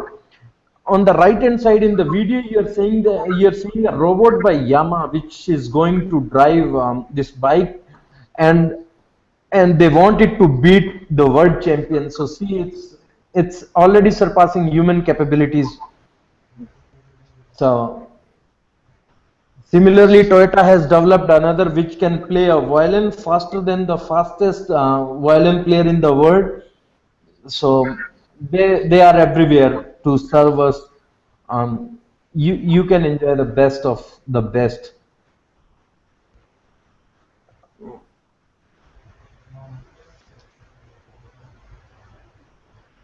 So why do people like robots? Everyone knows they make our life easier. They can do repetitive tasks in any situation, anywhere you want them to do. So all this stuff is well known. Apart from that, they are good learner. They adapt quickly, and above all, people don't like question to be asked. So you can ask them to do anything. They won't ask you a question back, and that's the literal meaning of word robot, which comes from a Czech word robota, which means forced labor basically. But anyways, this doesn't relate anywhere to modern day robots. It was just that writer's imagination. So future, believe me or not, already been discussed about laws and ethics for the robots. So they are saying that robots should get right to life and all that stuff. Not right now, but in near future, these things has been discussed, and no wonder if you are going to hear all those. It will be difficult for you to differentiate between fellow creatures like animals or even humans, which one is real and which one is a robot. The pace the robotics is growing, it will be hard soon. There will be more autonomous machines, highly automated life, but we are not going to be out of work, because we'll find something else to do for us, because more easier the life, will find more jobs. And highly intelligent robots that could be dangerous, because there will not be any war between people anymore. So yeah, those things need to be taken care of. So where do we stand? This is Maslow's hierarchy of need. So here people says that we lie somewhere in the second step of it, safety needs. India is basic and safety needs and all those. We lie just here. But believe me, I don't believe them, because um, by our moon mission recently, we have proved that people are doing much more better in these fields. And especially I was excited to see all these startups and stuff like that. So we are, and in my last visit to NITTR, it was really wonderful, people doing robotics. I've seen them, they are doing a great job. So soon we'll be able to compete other leaders in robotics. But yeah, certainly we need to work hard, we need to realize things. So these are some of the urgent needs. So we need to act quickly to growing robotic research, more investment, startups. Certainly, Premier Institute needs to be uh, to compete with international community. Certainly. So this is all about this stuff today. So about the robotics, and if you have any more questions you want me to answer, I'm happy to do that. Thank you very much, sir. We are really grateful for your kind words. Surely the young minds over here will have some questions. So I just wanted to raise hands of those volunteers who are interested to ask some questions. Anyone?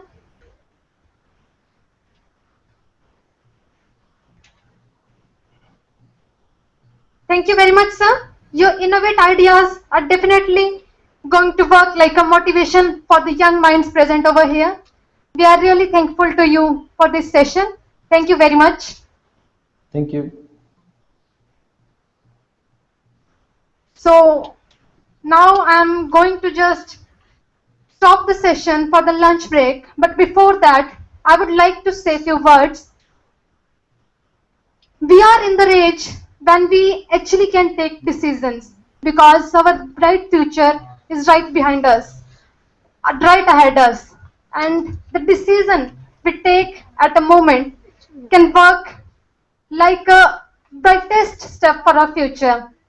You all know an idea can change a life. So I request you all to please be present, not only physically as well as mentally over here, so that if you get even a single click in your mind, that can work as the best scope for your future. So with these words, I would like to request you all to please move for a lunch break in the multipurpose hall. Some volunteers outside will be helping you to get the path for that. Thank you very much for the first session. And after 1 hour, we will be continuing with the next important event of the day, and our expert Mr. Shalabh Kaushal is already with us. So we will be really grateful to hear his inspiring words after this session. You all are welcome after 1 hour, after your lunch, to this auditorium again. Thank you very much.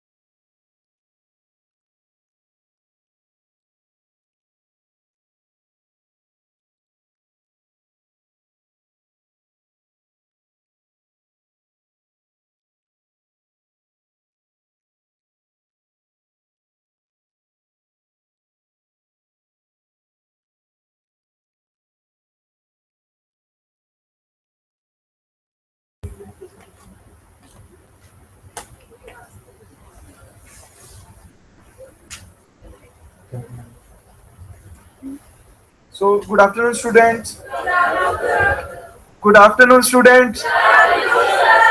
Good afternoon, students. So, एक छोटा सा announcement है आप सब के लिए. आप सब पहले मैं फीडबैक लेना चाहूंगा. कैसा चल रहा है सेमिनार? एंजॉय कर रहे हो?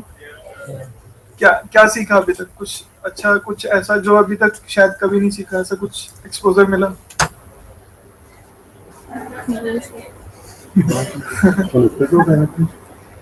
तो एक छोटा सा मैं क्वेश्चन पूछना चाहूंगा और एक डाउट क्लियर करना चाहूंगा पहले. काफी बच्चों को ये डाउट होगा या काफी लोगों के माइंड में एक डाउट होगा कि why NASA, why not ISRO, DRDO. अगर हम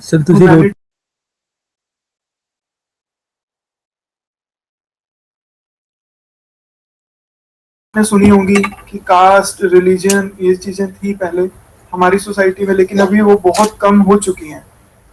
लेकिन अभी उसके अलावा कुछ चीजें अभी हमारे सामने आ रही हैं. वो लेटेस्ट क्या है? इंटरनेशनल बाउंड्रीज, जिसके अंदर हम बन के रह जाते हैं. और just because of politics, just because of हमारा जो एक सिनेरियो है कि हमें सिर्फ अपने लिए काम करना है, तो वहां पे हम दूसरी चीज सोचना छोड़ देते हैं. अगर आपके माइंड में कुछ ऐसा डाउट है कि why NASA, why not ISRO, DRDO, so आप एक बार इस चीज के ऊपर भी सोच के देखिए कि क्या हमें अपने आप की ग्रोथ करनी है या फिर हमें सोसाइटी या फिर एनवायरनमेंट की ग्रोथ करनी है. And the second thing is like अभी मेरा प्रेजेंटेशन जो था वो मैंने थोड़ा फास्ट ट्रैक में आपको डिलीवर किया है. बहुत सारी चीजें मैं शेयर नहीं कर पाया, पर एक इंफॉर्मेशन मैम चाहते हैं कि जो मैं आपसे शेयर करूं. If you want to connect with us Tech Mantra Labs और you want to have some international opportunities, बहुत सारे बच्चों की फंड्स की प्रॉब्लम होगी जो बाहर जाके वही ट्रेनिंग्स नहीं कर सकते हैं, वो सब इंडिया में वो ट्रेनिंग्स करना चाहते हैं. तो there is opportunity for you. जो एक्टिविटीज हमारी पेड है, हमारा एनुअल मेंबरशिप 5,000 रुपीज का है, लेकिन अभी हमने उसको for this 6 month we are giving for free. If you want to register with us, if you want to become a student ambassador of Tech Mantra Labs, if you want to attend our paid activities, our paid seminar, our paid conference, so you can join us for free for this 6 month. And after then अगर आपको ये activities अच्छी लगती हैं तो so that you can attend or you can join exclusively. And the students who want to participate in workshop in Germany, in Russia, in US. So right now there are so many companies in India, so जो कि आपको NASA में ले जाएंगी. But the thing is NASA में visit करना और NASA में किसी competition में participate करना is like very big difference in this. ये छोटी बात नहीं है कि अगर you are representing a project. अभी 2017 में जो हमारा नासा रोवर चैलेंज होना है, उसके लिए हमने अभी से काम करना स्टार्ट कर दिया है और हमारी सीट्स ऑलमोस्ट फिल हैं. But still if you want to become a part of it, so आप टेक मंत्रा से एसोसिएट हो सकते हो. टेक मंत्रा का फेसबुक पेज है, आप वहाँ से एसोसिएट हो सकते हो. And you can also associate through innovate skills, जो जिसके थ्रू आज हम यहाँ पे कनेक्ट हुए हैं.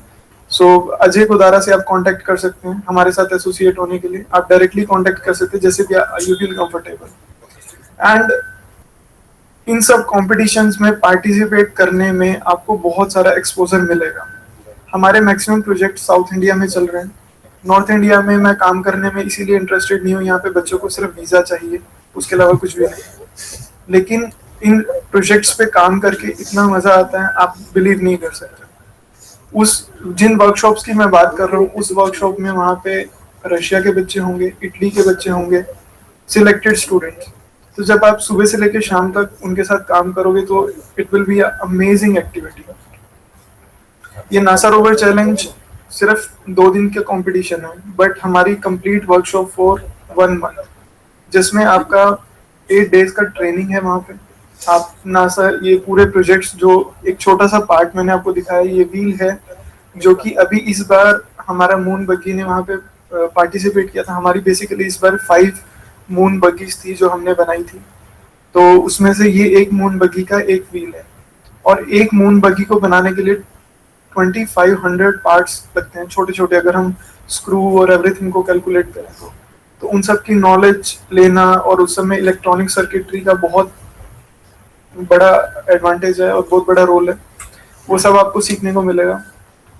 एंड वो जो 1 मंथ की एक्टिविटी है, 8 डेज में आपकी ट्रेनिंग, 2 डेज में कंपटीशन, एंड नेक्स्ट 20 डेज में एक्सकर्शन नासा के जितने भी सेंटर्स हैं यूएस में। So you will go by road with us through every centre. वहाँ पे जाके आप साइंटिस्ट से मिलोगे, रिसर्चर से मिलोगे। नासा में काम करना इज लाइक बहुत मुश्किल भी नहीं है, नासा में एसोसिएट होना बहुत मुश्किल नहीं है। जसलीन से आज आपने बात की, she is working as a research scientist. और बेसिकली मैं अगर आपको और एक्साइटेड करने के लिए एक छोटा सा उसका काम बताऊं, तो they are designing quadcopters for US army. जिस कंपनी में वो बेसिकली काम कर रही है, that is NASA company, PRC, propulsion research centre, under Marshall space flight centre NASA. उसमें बेसिकली उनको ड्रोन्स को डिजाइन करना है और ये कैलकुलेट करना है कि अगर ड्रोन किसी ऑपरेशन के टाइम में बड़े हाइट से नीचे गिरेगा तो उसके बाद उस पर क्या इफेक्ट होगा, क्या उसका ब्लेड टूटेगा या नहीं, अनो। एंड जसलीन के बारे में मैं छोटी सी चीज एक और शेयर करना चाहूँगा। She is a girl, in this age she has represented more than 21 international conference. हर paper is publish in international journals, more than 21। And nationals की अगर मैं बात करूँ, इंडिया के अंदर 34 journals. She was working on so many projects with ISRO when she was in India. Right now she is in NASA. बहुत सारी चीज़ें वो शेयर नहीं की हैं उसने, बिकॉज वो पब्लिकली वो शेयर नहीं कर सकते हमें इंफॉर्मेशन जिन प्रोजेक्ट्स पे वो काम कर रहे हैं। But it is a amazing experience, amazing knowledge, amazing एक ऐसी चीज़ है, एक ऐसी वाइब्रेशंस हैं जो हम फील कर सकते हैं, लेकिन किसी को धक्के से फील नहीं करवा सकते। और हमारे जितने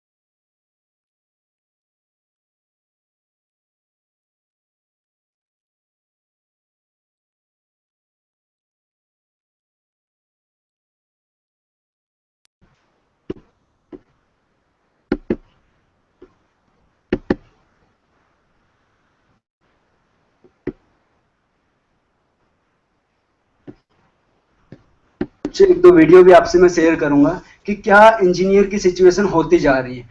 बट ये जो राइट टाइम है, अभी जैसे आप सेकंड ईयर में हैं, थर्ड ईयर में हैं, इंजीनियरिंग स्टूडेंट है या इंजीनियरिंग की तरफ जाना चाहते हैं, तो आप अपने करियर को कैसे बूस्ट कर सकते हैं according to demand of the market, industry as well as society. अगर हम सोसाइटी की बात करें एज ए एंटरप्रेन्योरियल वे, कि कैसे हम रोबोटिक्स को एंटरप्रेन्योरशिप में live. Okay, Aryan Misra is with us.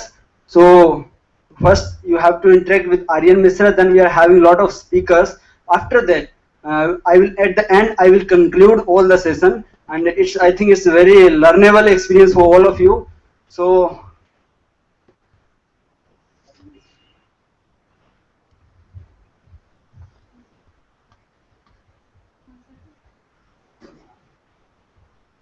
Hey Aryan, am I audible to you?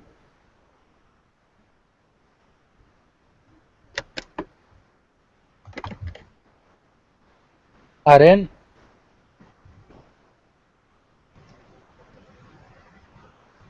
On the behalf of our institute, we welcome you to NITTR Chandigarh, sir. The listeners are eager to hear your experience in the field of astronomy. You can continue with your session now. Thank you very much for being here.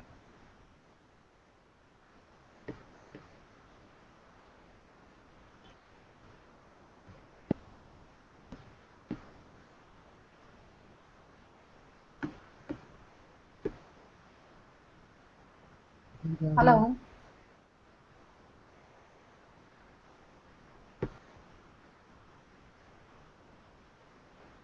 Aryan, Am I audible to you, sir? Hello. Aryan, am I audible to you? Yes, a little bit. Your volume is low. Okay. But you are clearly audible to us, so we can start our lecture now.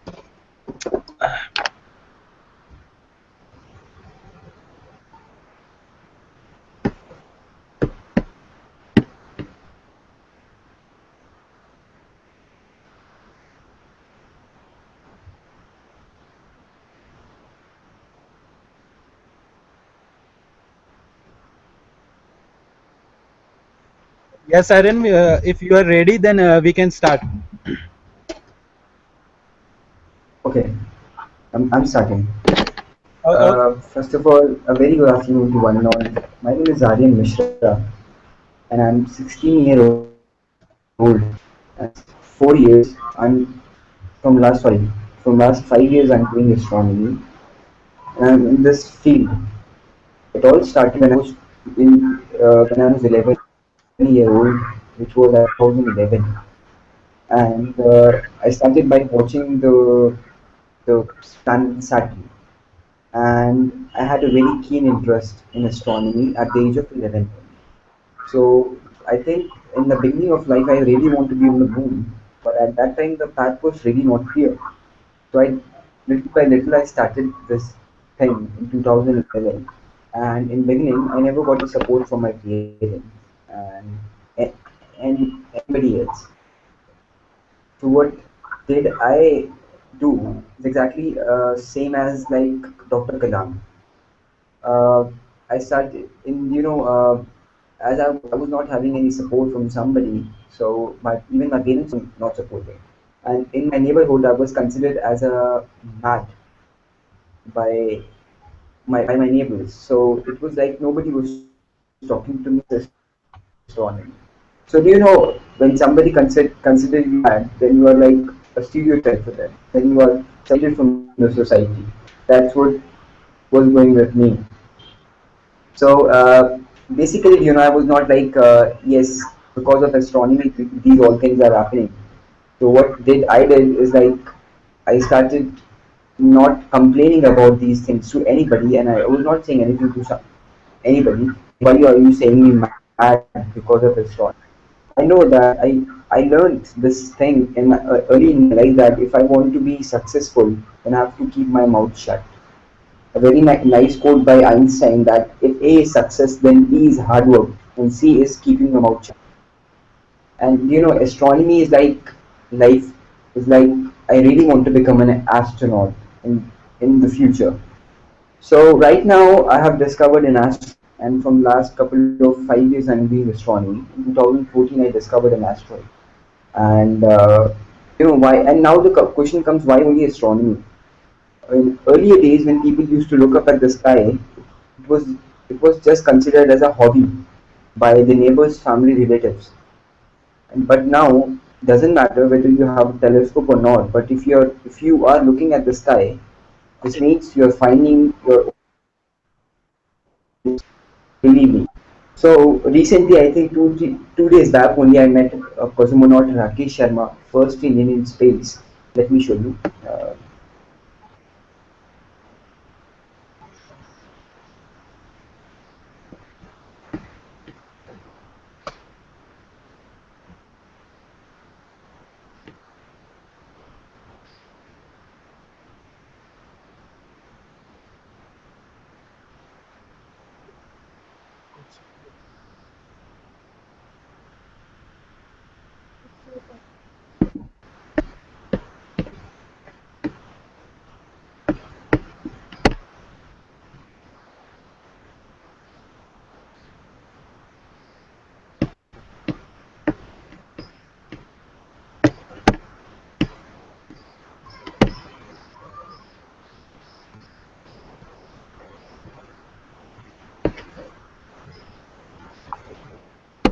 You can see this. I think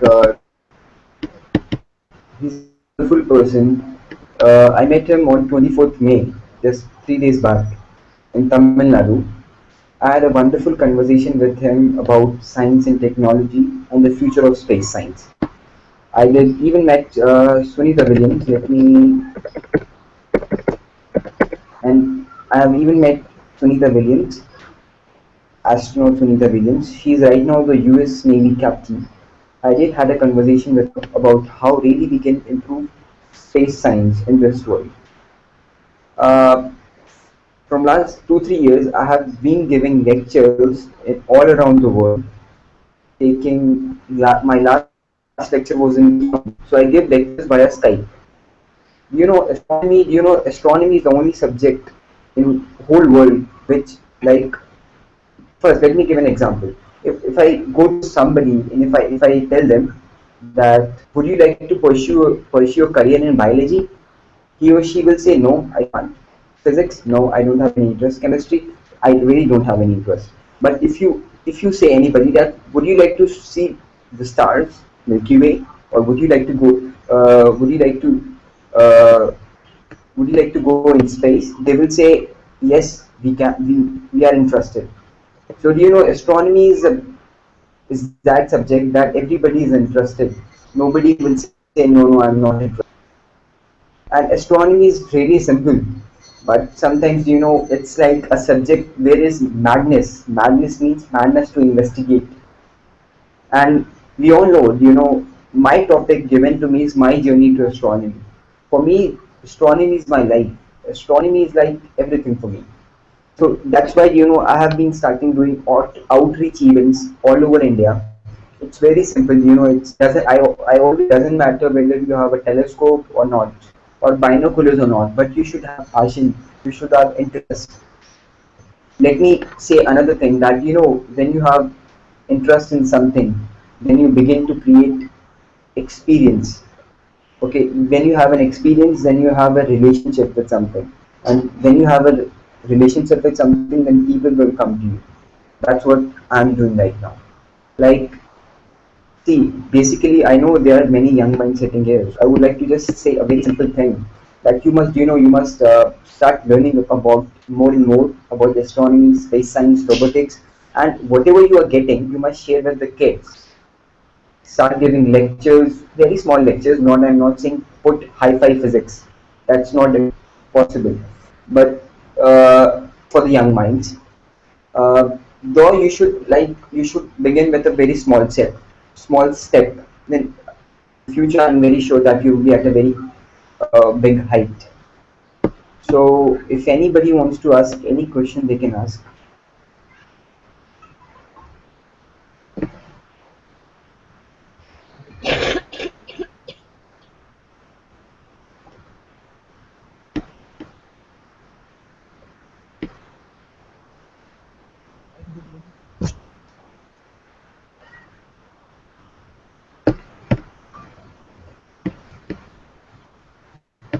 minute, Aryan. Someone want to ask a question. Hello, Aryan. Yes. Aryan, am I audible to you? Hello, Yes. Aryan. Yes. Yes. Aryan, I'm an aeronautical student. This is Shashikant Bhardwaj, and I want to ask that have you heard about parallel universe? Parallel universe. Parallel universe.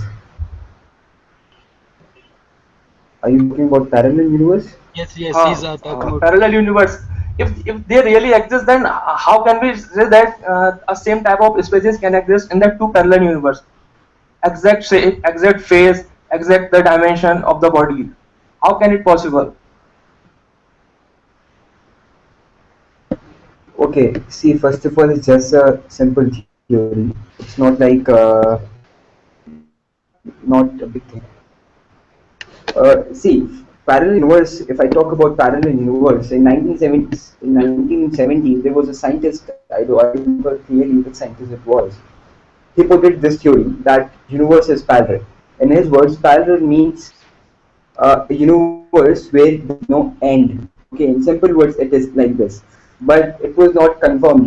Like in the Galileo Galilei stuff, they were like in Galileo, it was considered no. What he's seeing pictures. In the same way, there is no proof of parallel universe till now. But we are still hoping that yes, maybe in the future we can get. But still, even in the Switzerland, in CERN, which is in Switzerland, this research is still going on about this topic, what you are saying, parallel universe. I'm not really in astrophysics, but I can tell a little bit about parallel universe because earlier I have in parallel universe, so I can just tell a little bit. I'm not very much in this astrophysics. But you can ask, I request audience to ask me about astronomy, right? The present modern astronomy and how they can improve their skills in astronomy. I'm not in physics, so please don't be thermodynamics, not type of aeronautical. I'm not in aeronautical. Okay, Aryan, just tell me that how can we apply it for internship at NASA? How can we apply? I'm very sorry. Actually, the voice of the audience is coming is very low for me. I can't hear anybody. Can you just say it aloud? How can we apply for internship at NASA? Okay. See, basically, internships in NASA for the international students are really not simple. If you see, there are two options. First, you do the job, or second is you do the internships. Okay. In internships, you can do the internships if you are eligible for BSc, means you have done something related to biological science, physical science, astronomy, mathematics. If you have degree or if you are pursuing the degree in these subjects, I repeat, physical science, astronomy, biological science, and mathematics. Okay, they mainly STEM subjects, science and technology, and these subjects to aeronautics and all that. Engineering can apply for internships at NASA. But if you want to do the job as a engineer or as a astronaut, as a mission, you have to change your citizenship. Clearly, I just want to say clearly about NASA. They have doesn't matter at whatever job you're doing, but you have to change the citizenship to in Indian to US. And if you talk about the internships, it is not required. As I told that you must have the degree in these subjects or you are pursuing, means you are studying in these subjects. Then you can get the internship. So thank you, Aryan.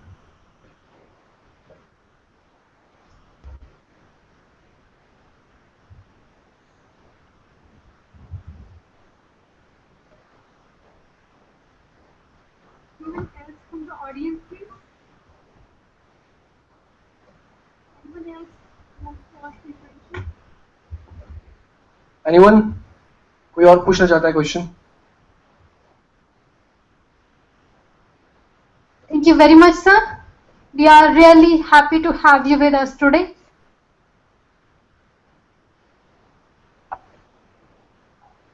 Thank you so much for inviting me. I really hope everyone will do as much as they can for the subject of astronomy. I really say astronomy is, is the only subject which really gives us the pleasure, really tells us what we are in the world.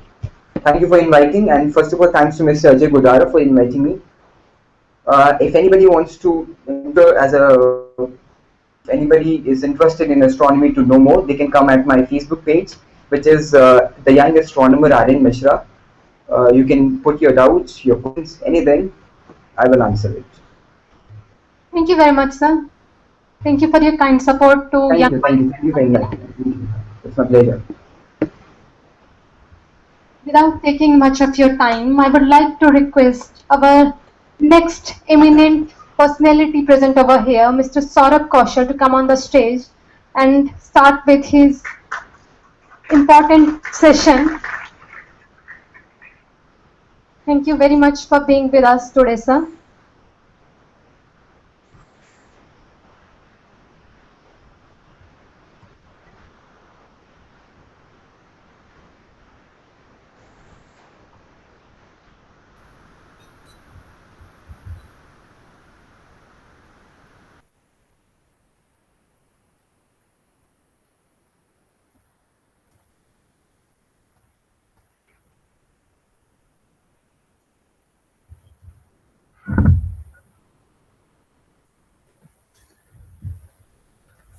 So, very good afternoon, guys.